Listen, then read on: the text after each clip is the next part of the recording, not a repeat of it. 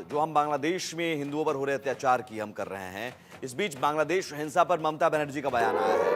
ममता बनर्जी ने कहा कि बांग्लादेश में यूएन पीस कीपिंग फोर्स की तैनाती हो, भारतीयों को वापस लाने के लिए पीएम हस्तक्षेप करें।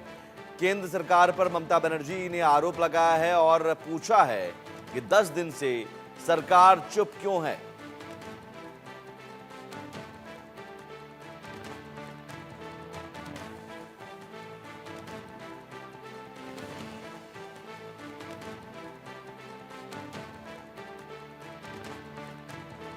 देखिए, हमारा स्टैंड साफ है। जैसे हमारे लीडर ममता बनर्जी ने कहा है, तृणमूल कांग्रेस ये चाहती है कि मोदी सरकार बांग्लादेश में जो भी हो रहा है इसके ऊपर नज़र डालें।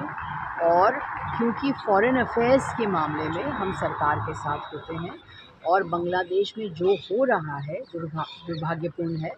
और जैसे हमारे लीडर ने कहा, यहाँ यूनाइटेड नेशंस के जो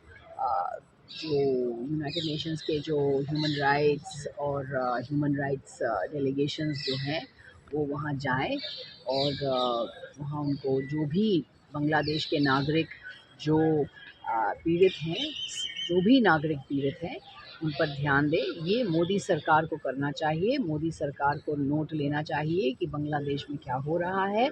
इस वक्त तृणमूल कांग्रेस मोदी सरकार के साथ है फॉरेन अफेयर्स के बारे में, और हम दरख्वास्त करते हैं कि मोदी सरकार नज़र डाले जो दुर्भाग्यपूर्ण घटनाएं हो रही हैं बांग्लादेश पर और एक्शन ले। दिनेश नैन जी हमारे साथ जुड़े हुए हैं और अरविंद जी जुड़े हुए हैं। अरविंद जी, अब पश्चिम बंगाल की तरफ से आवाज उठ रही है, ममता बनर्जी की तरफ से कहा जा रहा है कि भाई यूएन से आप अपील कीजिए, लेकिन सवाल वही है कि यूएन से अपील करने का फायदा क्या होगा। लेकिन यहां भारत सरकार के पास क्या विकल्प है? क्या हम देखते रहें? बिल्कुल ठीक कहा सुमित साहब। और दरअसल ममता बनर्जी ने वही बात कही है जो मैंने अभी थोड़ी देर पहले कही थी कि वहां पे हमें भारत को ज्यादा एक्टिवली वहां की चीजों को करीब से देखना होगा।